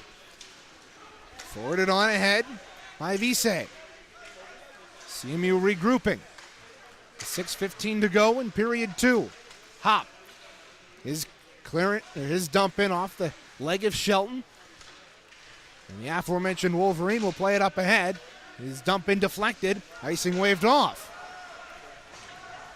How about this Michigan forecheck? It creates a little bit more havoc on the wraparound by Shea. A good save by the left pad of Woolery. Another shot blocked. And Armentrout's able to get it up ice. He took a hard spill into the boards off the hit from Shea. And Armentrout looking around like, what the heck, man? Yeah, and Shea, their captain for Michigan, kind of sets the tone, right? A very big body, 6 foot, 170. Easily outsizes Armentrout, who's in as the extra skater tonight for Central and kind of having to provide support on that back end when Central changes their lines. Speaking of Armentrout, the extra skater out there now, stays out there after the icing. He's able to tie up this puck along the boards. Shea and Poppy trying to work it free for the Wolverines. Tough puck battle along the wall. It's worked free. McGraw trying to poke at it. Goes down into the corner. Well, Poppy takes it. He's run into the boards. Well, bodies falling in the corner. Armentrout and Poppy still going at it. Chippewas able to clear it out. Bishop had the game-tying goal against Lawrence Tech, and what turns out to be still the only point LTU has given up this season in division. He's unable to do anything with it, though. It's centered in front by Vasilevich to the point. Robertson down the wall. Intercepted. McGraw trying to move it out here. Evans will take it and dump it in. That took an odd hop off the Zamboni door. Lucky for Woolery, it didn't go in. He was way out of his net. 5 minutes to go in period 2. Rathmann down the wall. Here's Evans. High slot. Back there, a shot by Zhang, and he scores! A bullet from Aola Zhang. It's 3-1 Michigan. That last minute, that 2-on-2 battle in this near corner of Central's end, they worked so hard to get up the ice, and nothing comes of it for Central. Michigan gets right back to work on their cycle the other way. One-touch passes, and Aola Zhang out of Ruston, Louisiana, finishes that one off. What a wicked shot that is. Just beats Woolery cleanly. Over the glove, 3-1. That's a shot Woolery has no chance on. He doesn't see that until last minute, and even if he did, it's a great shot from Zhang. And it's 3 goals that Woolery really can't do much about. 2 deflections. And this one was such a good shot. Rathmanner, as the Wolverines, hungry for more. Back on the attack. Speaks in the corner. They're with Messina. They're battling for it. It's worked free. Morgan after it. Battling for it with Speaks again. This Michigan forecheck has been relentless all night, Devin. CMU has been hard-pressed to get out of their zone. Look out, a 3-on-2 developing. Jace Johnson down the left side working in. A shot save by Locke. Messina kept it in. The alternate captain shoveled it down the wall. The speedy Johnson in there for CMU. He's pinned up against the board. Schultz has it. He had a Clements wide open in the high slot. Couldn't find him. Instead, he dumped it behind the net. Persistently gets it back, though. Schultz to the back door. Deflected up in the air, and it'll be taken by Zhang. He's got the 3rd goal of the night. The most recent one for the Wolverines. We'll flop it in behind the net. Messina and Chi battling for it. With 17 minutes gone in period 2. It's worked up. Another shot, and they score! Boy, the floodgates have opened. It's 4-1. Michigan leads. And Dylan Shelton was the firing man on that. Central, really tough time on that far side wing. Not able to stick with the man defense. And, for this Michigan team, all you've been thinking about is Central's forecheck with that second line. Johnson having a really difficult time, and there you see it floods up, cycles up that far wall, and it's another clean one. Central doesn't get a body in front. The only man there is Brandon Clements, and it squirts by his right hip. 4-1 Michigan, and you just said it better than anybody, Reagan. It's Michigan's game, and they've proven that in this second period. 3 goals. They open up the scoring 30 seconds into it, and they're continuing it. DeVries looking for more for the Wolverines. Over the line. Along the boards. Nadu is able to work it free. 2:43 to go in period 2. Behind the net. It's fed out in front. Good save by Woolery on the in-tight opportunity from Sullivan. Another shot from center point blocked. We apologize for the technical difficulties. We need to change a battery. A shot saved by Woolery. Across the way, Nadu. Going into it. There was Sullivan. Andrew Porzanick's able to force the turnover. It's intercepted at center ice by Shelton. Flipped down behind the goal. Woolery out of his net to play it. Gave it away to Mohammed, though. Mohammed along the wall. Campbell able to get it out across the way for CMU. 2:08 to go in period 2. Give away at center ice. Here's Schessel who dumps it in. Chippewas are able to get it out, and Poppy comes back to play it for the Wolverines at his defensive line. He works out. He's got some speed. He's across the line, trying to deke past the defense. Can't do so. He's into the corner with Hutton. Hutton chopped him down. Bottles working it free with 100 seconds to go. Feed ahead through center ice, disrupted. Here's Poppy. Once again, handing it in and accepting the check from Hutton gives him an extra chop. The two get tangled up. Cleared back out to center ice before it's thrown back in by the Wolverines. The ice in this period, Devin, outside of that one CMU goal, has been all down toward the Chippewa end. Locke's able to hold this at the side of his net. It's been such a difficult period for the CMU team. 2 goals in a matter of a minute and 20 seconds. Yeah, and you're going to talk about it in this intermission, but it's a continuation of the end of the first where it starts in your own end, right? It starts as winning those battles and then getting up the ice as a unit, and Michigan's just done the better job of that as a team. And that's no discredit to CMU's play. I think just Michigan is just showing why they're one of the best in the country as a system, as a relentless 2-1-2 forecheck, well coached. Callum Stripling was the head coach of the year last year in Division III for good reason. And it's a very unselfish team. And you saw it with snapshots from Zhang and Shelton at the point. It looked like Owen DeVries was going to be on his way. He still has a chance for that 3-goal hat trick, I like to call it. But, I mean, it's just Michigan's play outpacing the Chippewas. Oh, Will Rapoon lost an edge and somehow tripping his man, doesn't draw a penalty. Michigan bench up in arms about that, and in my judgment, rightfully so. Chippewas get away with that. 35 seconds to go in the period. CMU trying to regroup and find some life going into this third period. Rapoon up the wall. Vasilovic will tip it in. Siraki in after it. 22 seconds to go in the period. Siraki backing it out in front. Nobody home for CMU. Bouncing puck taken by Bishop. Into the corner. Siraki centers it out in front. Vasilovic couldn't get a hold of it and put it home. This is going to be offside as the dump in by Rapoon hits Bishop with 6.9 to go. Yeah, CMU's just got to clean up the execution. They get the puck deep. They do the right things to get yourself in scoring chances and position, but it's something they struggle with all year, right? Why haven't they scored goals? What's causing them to kind of play from behind the 8 ball? It's execution. And some of it comes down to skill, some of it comes down to awareness, but it's just the mistakes they mount. On the ice, DeVries with one last chance for Michigan. His shot drifts to the side of the net as time expires. All the scoring coming in this second period. Michigan got things off before CMU tied it up. And then Michigan proceeds to score 3 straight as we go to the break. 4-1 CMU trails here from the Arctic Edge of Canton.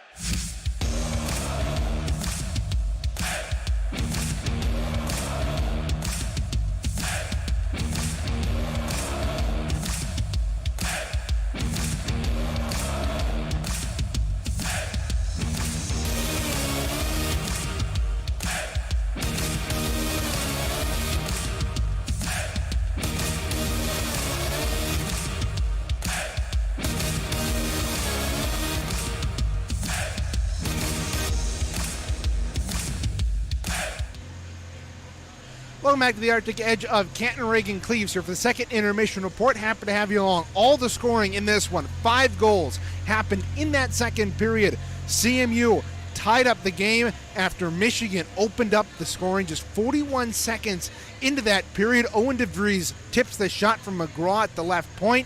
He's about 2 feet in front of Wolverine. Nothing much the freshman netminder can do for CMU. However, just about 18 seconds later, Owen Campbell ties up the game on a second chance opportunity.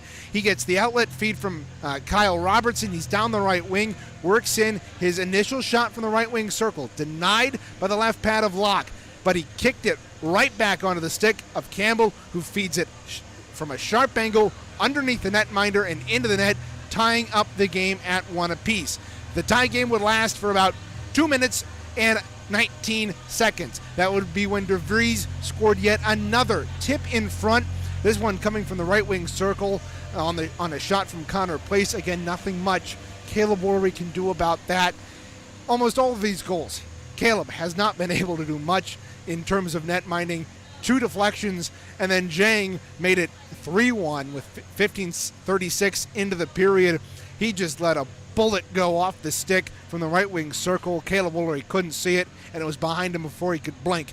So that's what made it 3-1. And then Shelton on another big forecheck by the Wolverines. They're able to create havoc, and Shelton rips one home yet again. That makes it 4-1, which is where we stand at the end of period 2.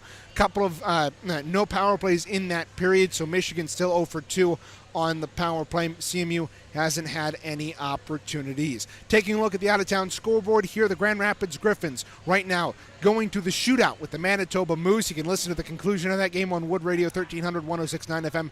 Bob Kaiser has the call with Larry Frigurski. You can also watch it on AHL TV. Likewise, the Saginaw Spirit in overtime against the Owen Sound. 4-4 right now with under a minute to go in overtime. So a lot of close games on our out-of-town scoreboards here.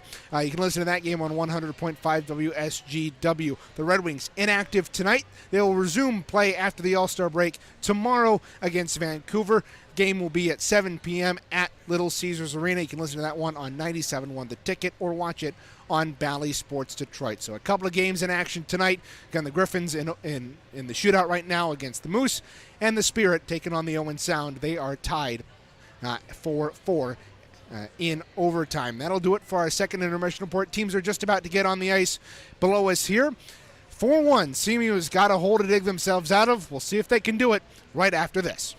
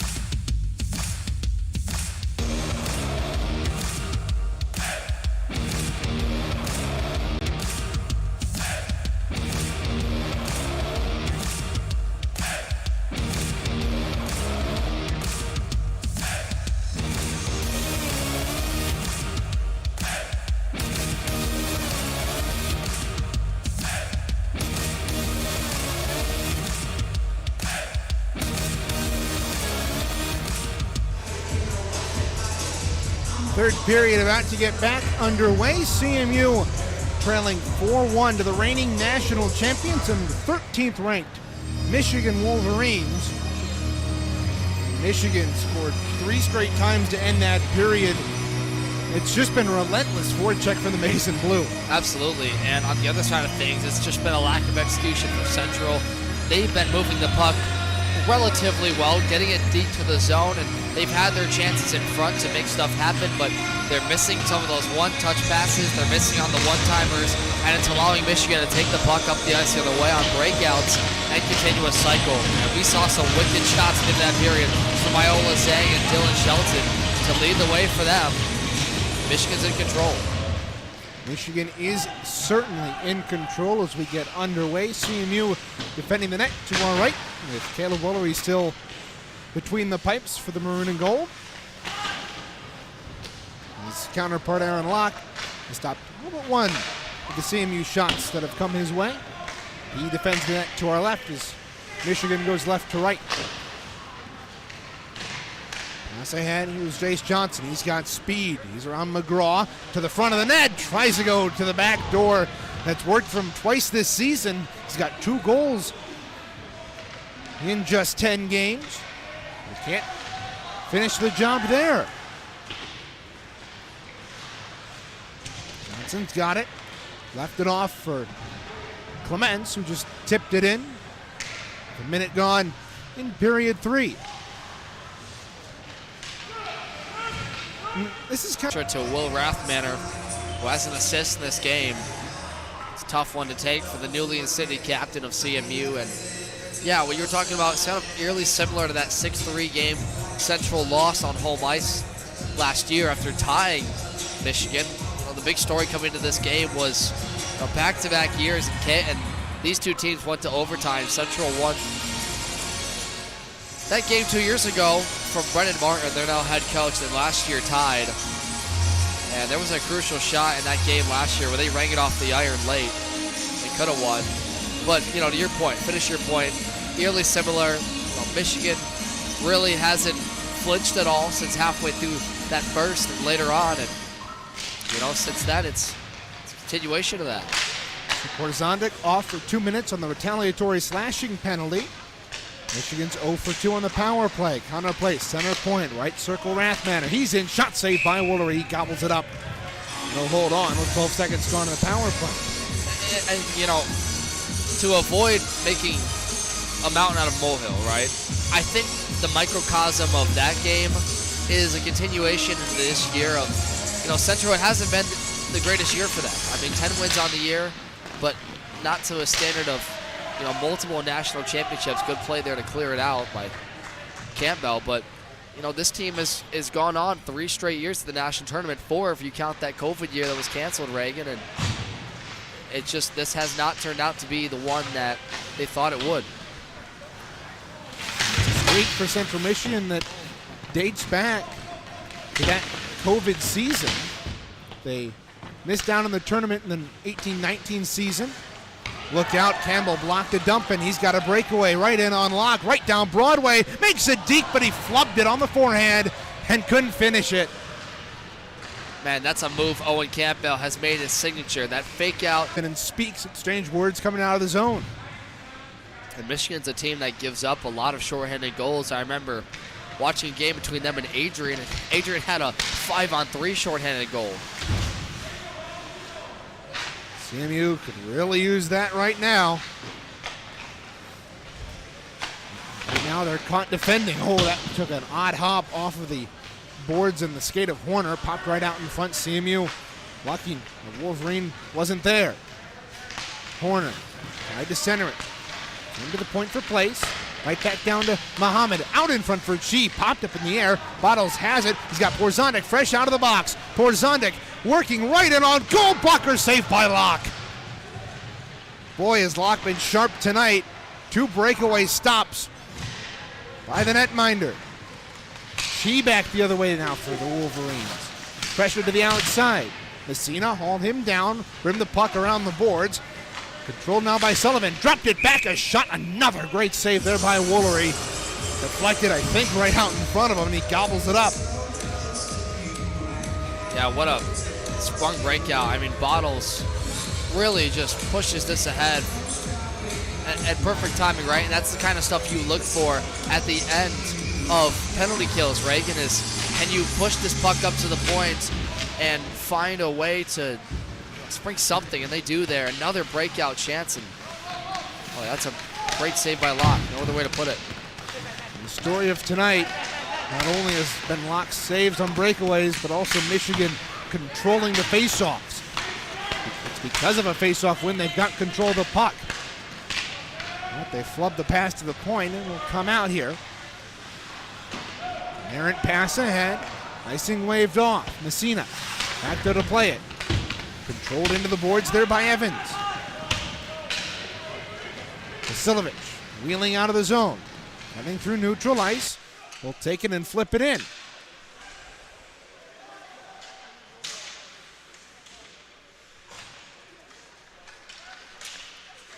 Central gets out of harm's way finally, and now late in this stage of what's been a relentless onslaught of odd man rushes for Central. It's how do you take care of this puck more times than not, and it's not about generating more chances, it's about finishing on them. Wolverines now trying to get out of their own zone. Can't do so as the Chippewas put it right back in. Evans, though, along the half wall. His pass ahead to Poppy too far. Chippewas will take it to neutral ice. Jace Johnson has to go chase this one back into his own end with just over 5 minutes gone. I'm interested to see what this second line for Central can do. It's been probably the most productive group, minus the only goal scorer in this one for Campbell for CMU. And goal scoring's been a struggle for CMU on the road. No more than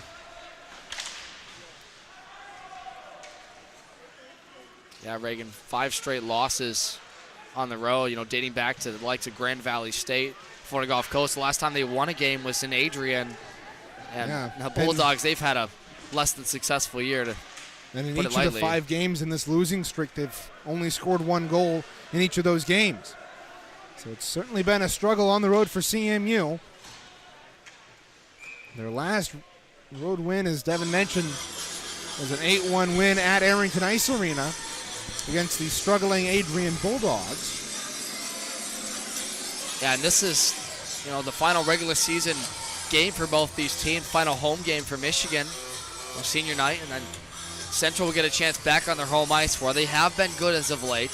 Oakland, they got that 2-1 victory, their best win of the year, highest ranked opponent win, and then swept Illinois State, went on to beat Northwood handily 6-3. So their own ice. Well, and I mean, in that first Northwood game, it was a tight game up until that third period when the Chippewas blew it wide open. So it's certainly been a down year for CMU, but they've still got some more work to do. Here's a quick shot off the faceoff. Good save by Locke.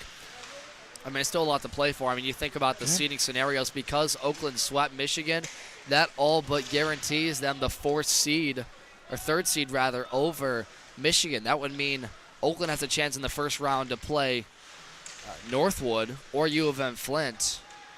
And either of those teams, I think they stack up well against. Yeah, so the way the seeding works out right now, LTU, with that win over Saginaw Valley State, moves to 12-0-1 in the division, 25 points. SVSU still at 19 points. So that first place has been clinched up by Lawrence Tech.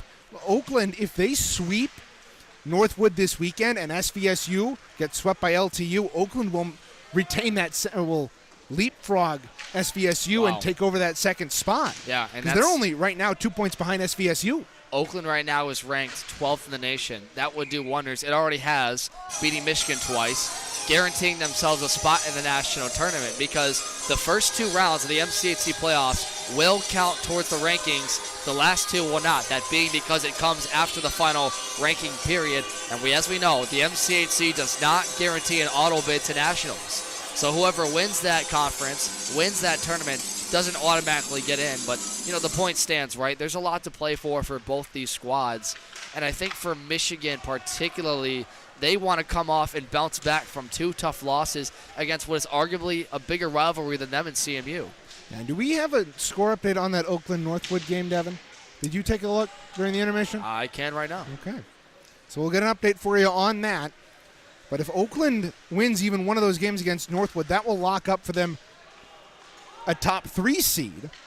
And then it'll be Michigan and CMU regardless of how this series ends up. So if Oakland ends up with a win in this series against Northwood, the seedings in the first round matchups will probably look a little something like this. But wait a minute, Bottles in with a shot, good save by Locke, and Bottles gets clipped up high. A little slow getting back into the play here. So the first round matchups, assuming, Devin, do you have an update for us? I do. After 2 periods, it's Northwood 1, Oakland 0. Okay, so Northwood looking to play spoiler in that one. How about Joe Cooper and that staff? A young Northwood team, basically all freshmen. And CMU fans are furious, Reagan. Back here in this game. Well, I can't tell if that's a CMU fan or a Michigan fan, because it was a Michigan player that went down in the corner. But the referees have certainly been letting them play. Only 3 penalty calls tonight. All of them have gone against CMU. Messina's shot from the left point goes wide. Vasiljevic trying to get after it.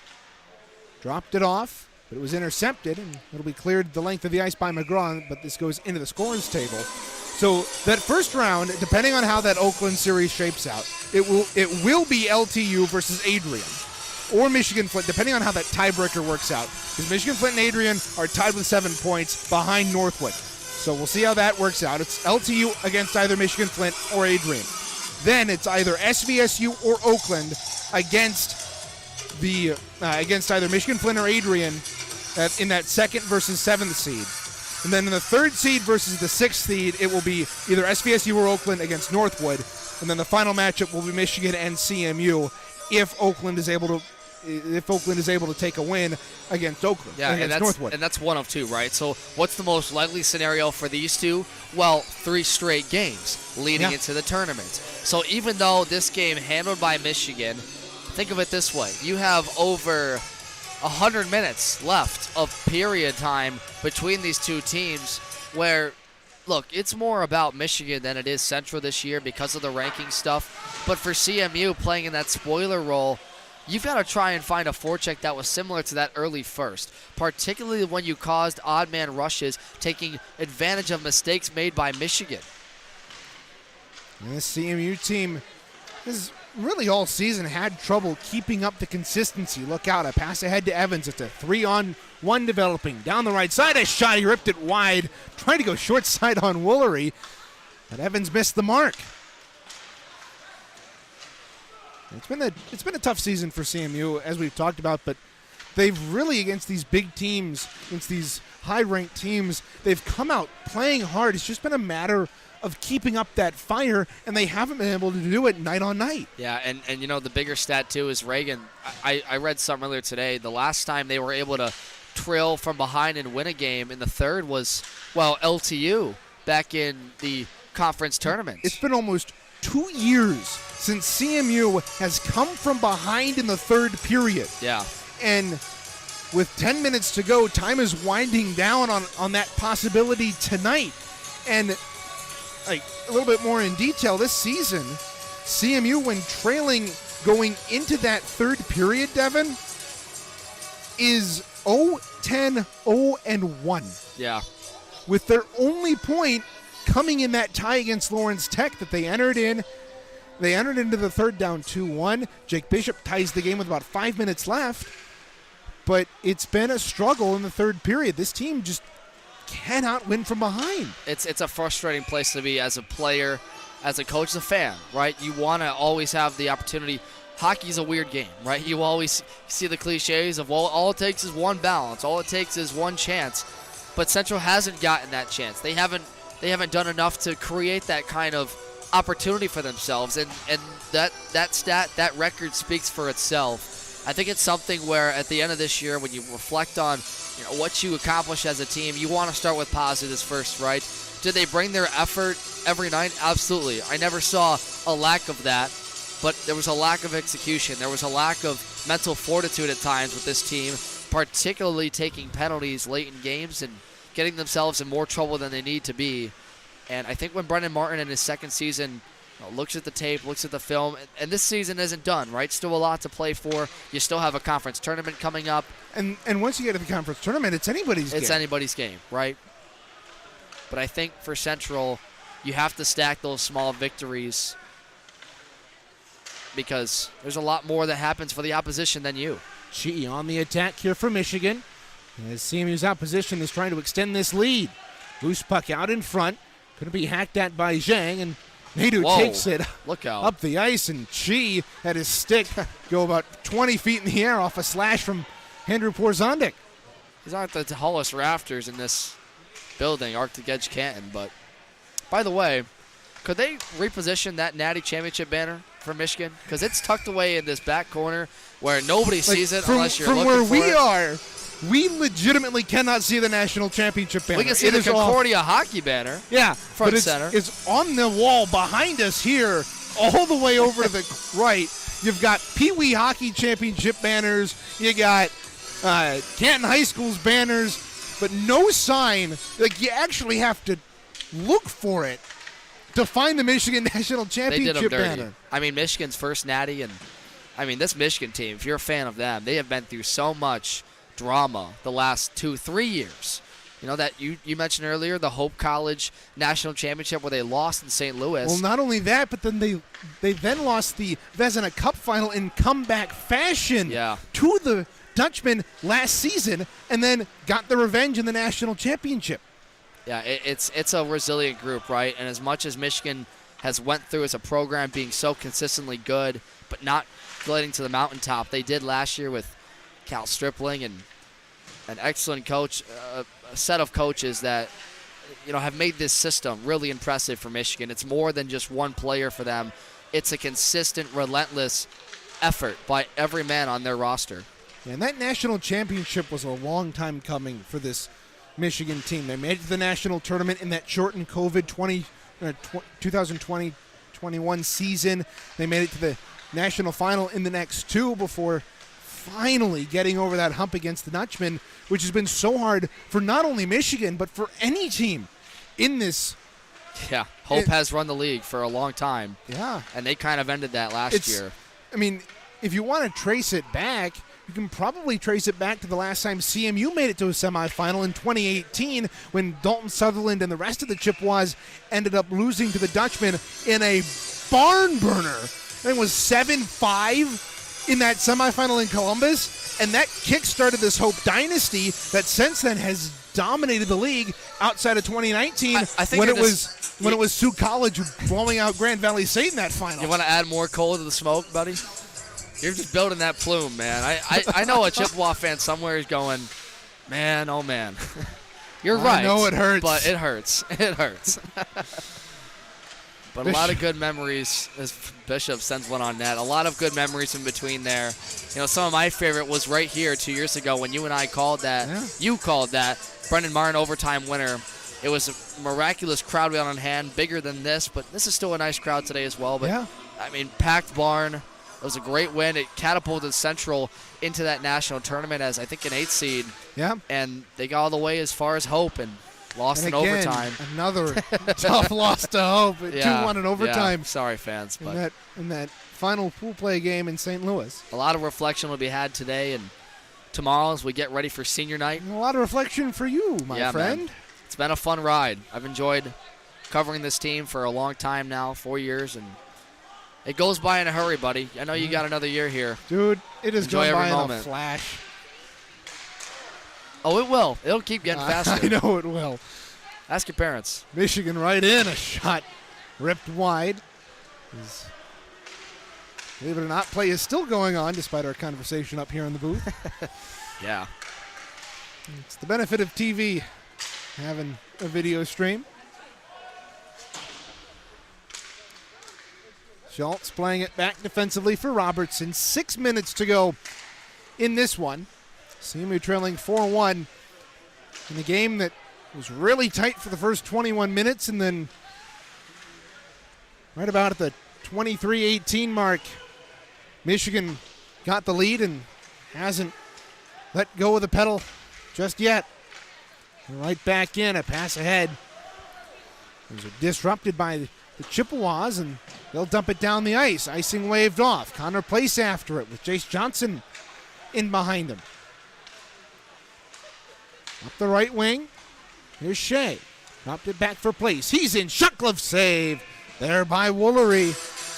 I mean, there have been a couple of times where Woolery has been beaten tonight, but a lot of it, Devin, has been shots that either have been tipped 2 feet in front of them or they've just been some wicked shots. Well, he's been having great positioning. You know, he had a great save early in the first where the defender basically tried to get him to move all alone on the left side of the net, and he stayed stationary, upright, didn't move too much, and that allowed him to get a shot straight on, and there was a great glove save, which he's been doing a lot. This 4-1 game is not reflective on his play at all, I think.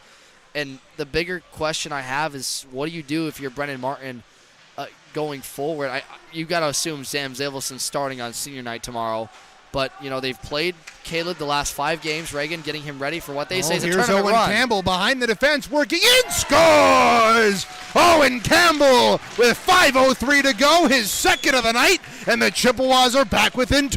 The stretch pass finally works. They had a lot of success with this early in that first period, and then got it open at the second. Campbell's second, leading scorer. We'll get a second look at this in a moment. What a job by him. Springs this breakout. Long stretch pass by Porzonik through the middle of the ice. The one-touch gets ahead for Campbell, who's really on the back end of this play. And just a clean shot. Beats the left side of Locke that time. And Andrew Porzonik, that top line with Nadu and Campbell strike again. Now 5 minutes left in this game. Only 2 scores. It's not over yet. Hutton lets the shot go through the chicken wing of Owen Campbell, and now Michigan's back left to right. Here's Muhammad over the line. Nifty toe drag, but a good defensive play there by Clements. It's worked free. Wolverines have it. Spin around shot. Blocked in front. Rathmanner has it just outside the line. He puts it in. And a couple of Wolverines had to tag up, allowing CMU to regroup. And you know, Reagan, Campbell's had a lot of chances alone tonight. And he's now 1 for 4 on breakout chances, one-on-one with Locke. This isn't going to help CMU's momentum, and icing here against the Wolverines. We'll wait to see if he maybe elects for an early empty net pull. We haven't seen too many opportunities for Brendan Martin and his team to go 6-on-5. It's been a while since the Chippewas have trailed in a close game here in a third period.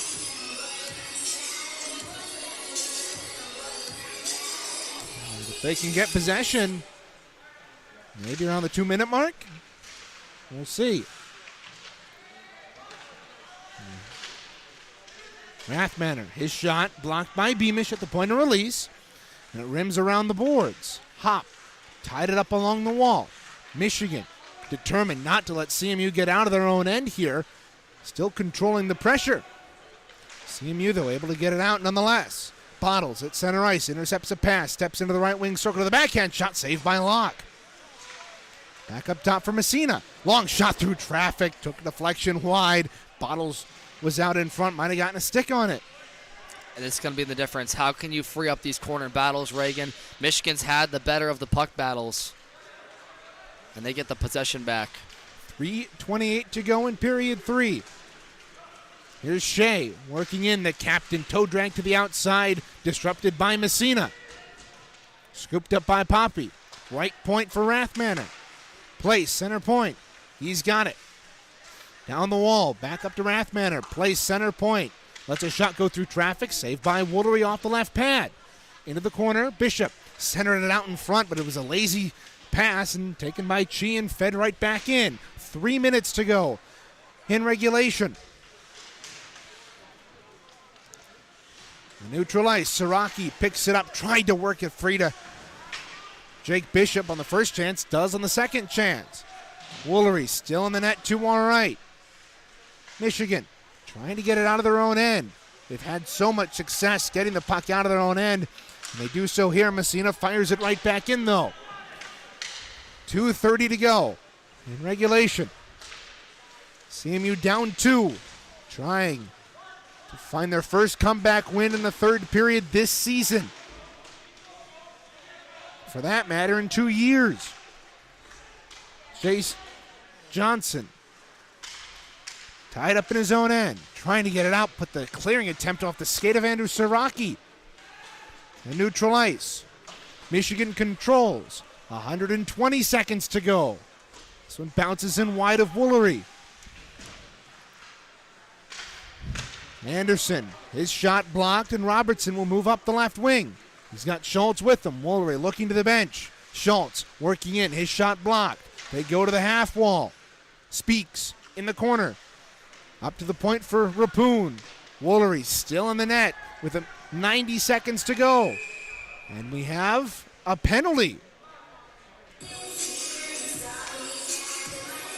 And a roughing call, and it's going to go against it's going to go against Michigan here, I believe. Yeah. They're going to put Sam Horner in the box for roughing up his man on that far side. Central has not had a power play chance this entire game.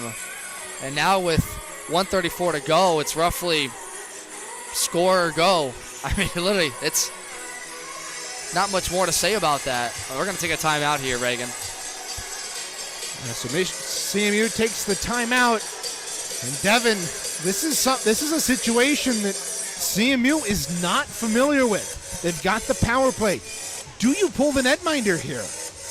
I would think so. I think Brendan Martin's crew wants to get that top unit out with Porzonik, Campbell, and Nadeau, and then you make the extra skater Nathan Bottles. You get yourself an extra forward. The thing that has to happen deep, though, is this puck has to stay deep. It has to stay behind the trapezoid. You have to have some sort of back pressure with that extra forward to secure the puck, because we know Central's had a tough time executing those passes in that crease area, to the right of the net, to the left of the net.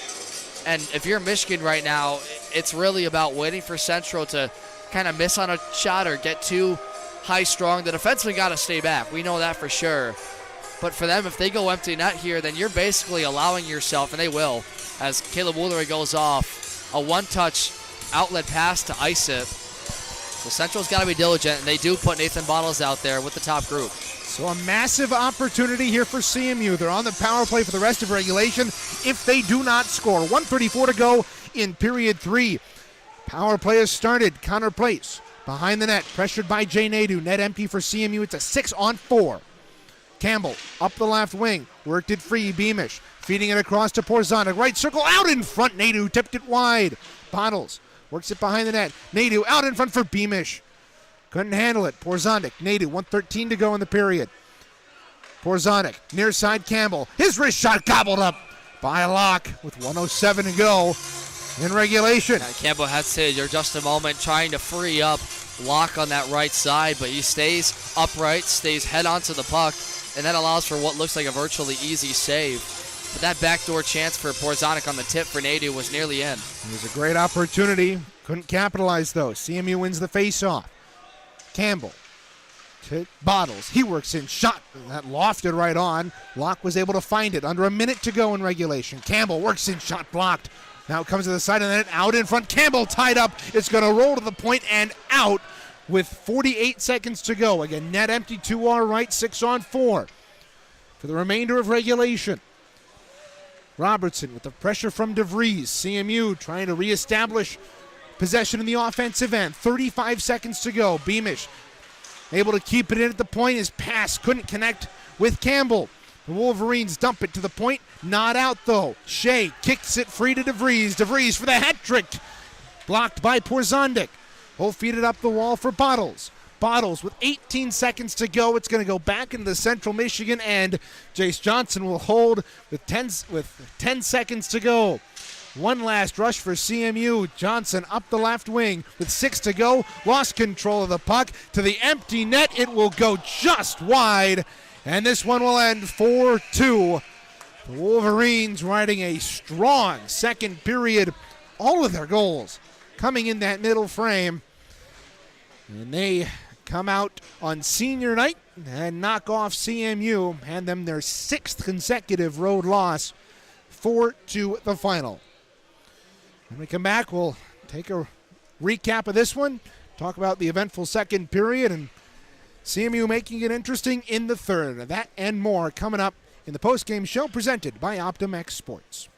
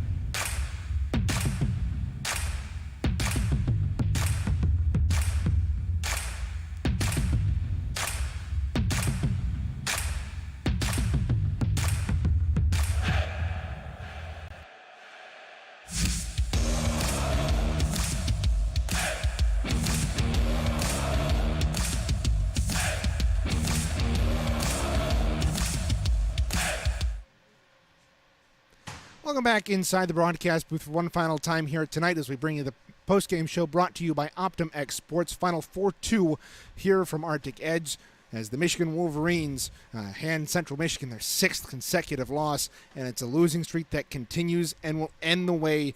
It will end that way. 6 straight losses to end the regular season, Devin, on the road for CMU. They've got a chance to redeem themselves tomorrow.